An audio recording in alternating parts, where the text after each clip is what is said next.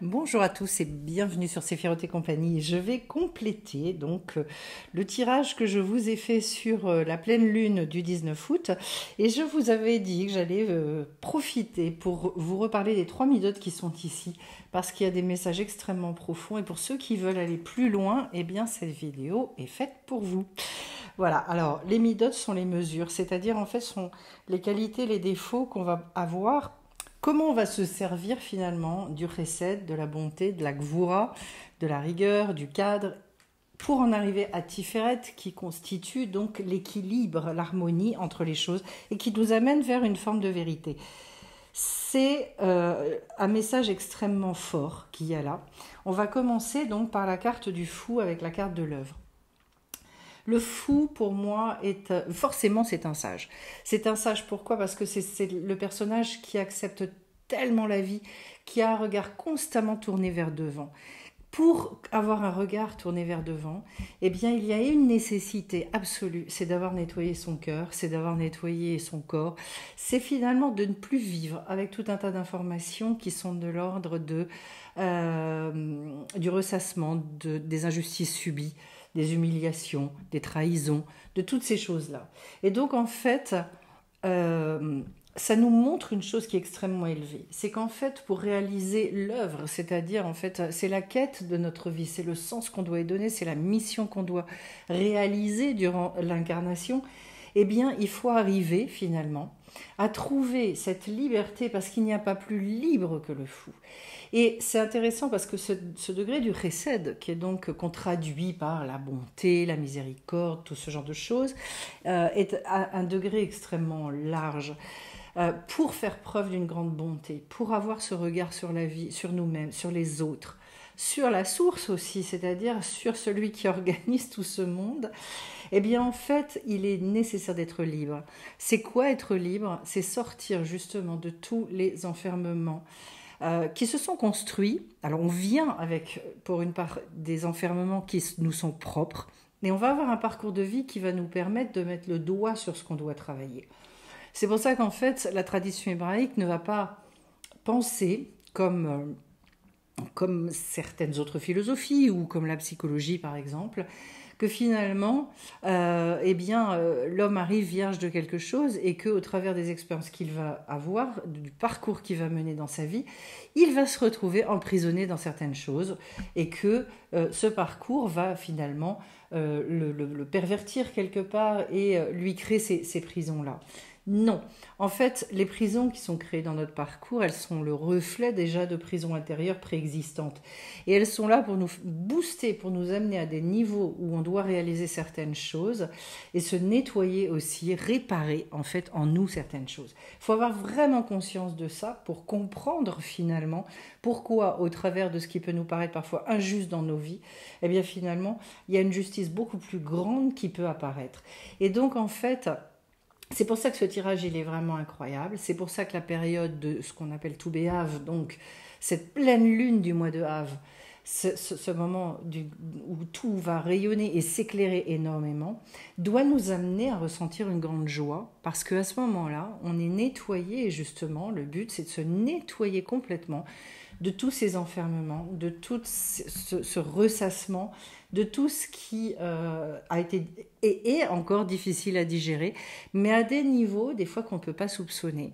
Donc j'ai pas mal de personnes, voilà, des gens qui travaillent régulièrement, qui ont fait des avancées, des boosts absolument incroyables et qui me disent, tiens, en ce moment, il y a telle chose qui est encore en train de ressortir, mais à un tout autre niveau, jusqu'à finalement aller nettoyer la racine spirituelle du problème, jusqu'à ce qu'il y ait un retournement de l'être, et c'est pour ça qu'en fait ce tirage nous parlait d'une grande renaissance. Et donc, c'est ça l'œuvre d'une vie. L'œuvre d'une vie, c'est au travers de ces nettoyages, finalement, de pouvoir réparer ce qu'on a réparé et en même temps de pouvoir disséminer, offrir au monde véritablement tout ce potentiel et cette lumière que l'on contient. Donc, en fait, ce premier degré du Chesed, c'est peut-être une des choses les plus difficiles. En tout cas, c'est le but de notre existence. Hein. Donc, pourquoi est-ce que c'est si difficile? Parce qu'en fait, on se rend compte qu'on a beau avoir la sensation d'avoir lâché, qu'on a beau avoir la sensation d'être passé par l'acceptation de tout un tas de choses, eh bien que ça n'est pas véritablement opéré. En tout cas, pas à certains niveaux, pas à certains degrés. Au point d'être capable de se dire finalement tout mon parcours de vie c'était une merveille, finalement tout mon parcours de vie je comprends finalement pourquoi je suis passée par tout ça, et même ce que je ne comprends pas je l'accepte parce que je sais que au bout du compte c'est pour m'amener à des degrés de liberté que je ne peux pas soupçonner. Voilà. Donc c'est pour ça qu'en fait c'est un parcours et c'est tout un chemin avec, et pourquoi est-ce que ça se fait en plusieurs fois, la plupart du temps, et surtout pour les gros soucis qu'on a eu dans notre vie, les gens qui nous ont vraiment fait générer des grosses souffrances, eh bien pour une raison fort simple, c'est que si on devait tout enlever d'un seul coup, ce serait beaucoup trop puissant pour nous. Voilà. Pour spécifier un petit peu les choses, il est dit, et notamment par Rabbi Nachman de Breslev, qui est un grand sage de la tradition hébraïque, qu'en fait, on a un réceptacle qui est limité, et qu'en fait, si on nous envoyait trop de lumière, ou trop d'un coup, et que ça n'était pas adapté à nous, en fait, on pourrait en mourir. Donc le résultat, c'est que les choses se font, et je pense qu'il faut vraiment le vouloir comme ça, le faire en douceur, le faire par couche, le faire progressivement, pour qu'on arrive finalement à réaliser les choses, déjà par le mental, puis ensuite par que ça descende dans le cœur, puis ensuite que ça réinforme jusqu'au corps, etc. Alors si je complète maintenant avec ce qu'il y a en face, j'ai la carte du magicien avec la carte de l'illusion. Je dirais le cadre. Et ce qu'il faut vraiment comprendre, c'est qu'effectivement, les sages disent que ce monde est un monde d'illusions. Qu'en fait, nos yeux, ils perçoivent ce que nous, on appelle la réalité, le dur, voilà, la table, comment. C'est finalement... tout ça n'est qu'une illusion. Je ne peux pas entrer dans les détails et aller jusqu'aux détails de la physique, effectivement, pour expliquer tout ça. Mais en tout cas, tout ce que nous, on croit éternel, tout ce que nous, on croit et qui a une certaine forme, finalement, ne cesse d'apparaître, de réapparaître, de disparaître, de réapparaître, de disparaître sans cesse par le biais des atomes. Le résultat, c'est qu'en fait, on perçoit certaines choses, mais que nos perceptions, elles sont extrêmement limitées, elles sont limitées à nos sens, et que pour arriver finalement à percevoir les choses à un autre degré, justement, il va falloir en passer par ce qu'on a dit à côté, c'est-à-dire arriver à des degrés de liberté qui sont beaucoup plus grands. Et d'ailleurs, il n'y a qu'au travers de ces degrés de liberté qu'on a la joie.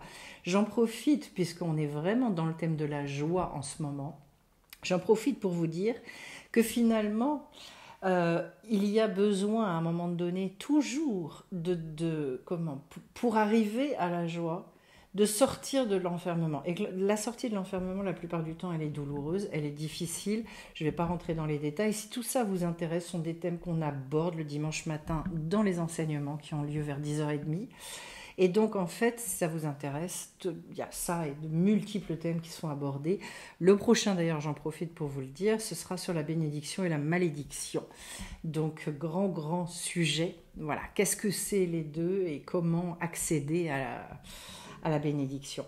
Donc, du coup, j'en reviens à Magvura.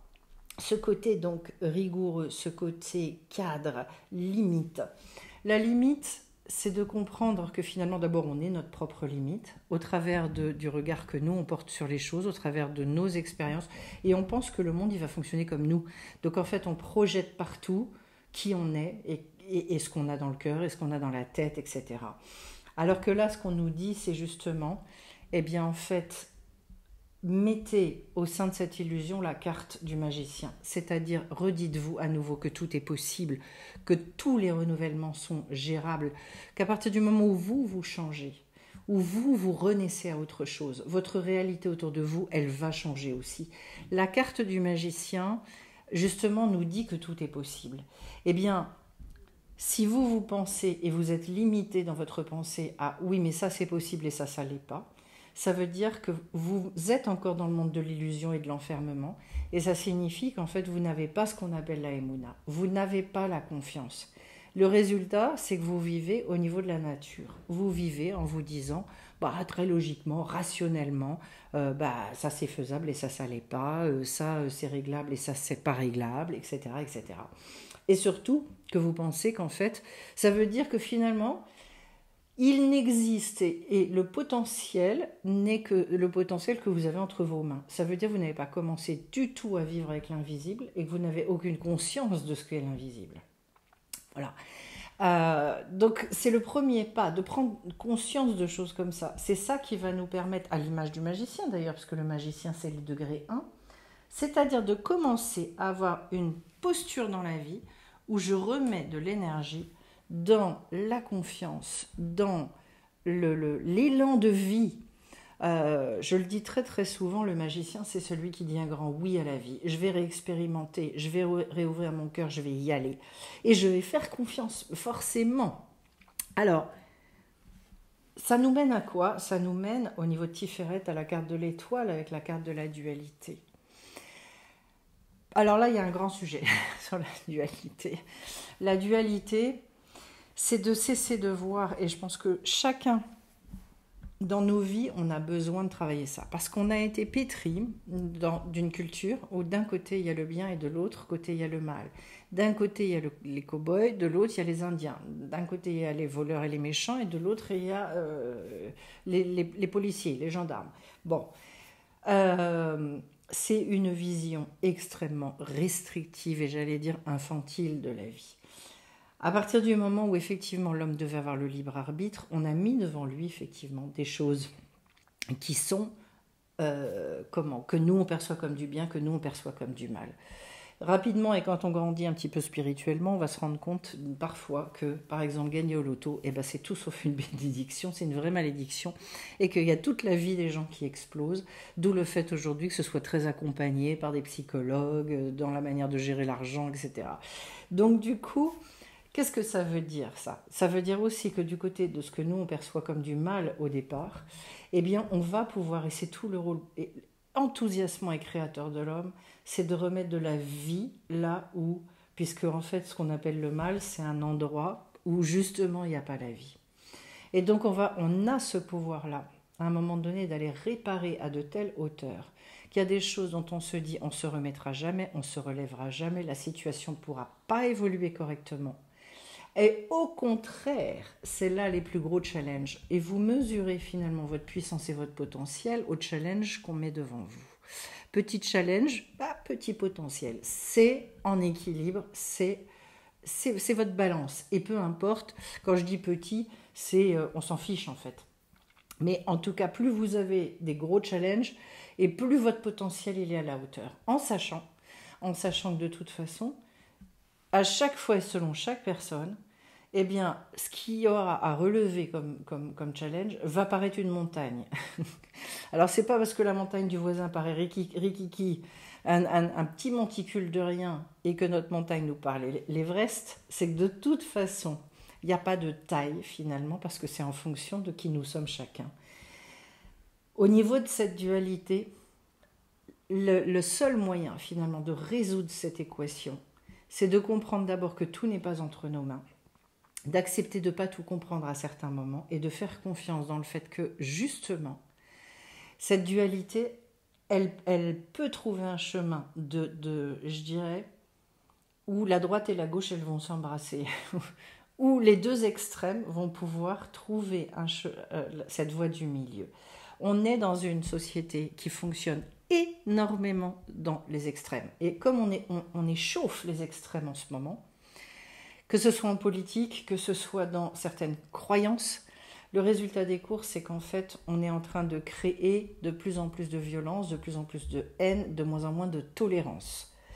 Et donc, et que finalement, justement, en nourrissant les extrêmes, cette voie du milieu nous échappe de plus en plus. Alors à titre individuel, il y a vraiment besoin de revenir à quelque chose qui est de l'ordre d'une sagesse beaucoup, beaucoup plus profonde.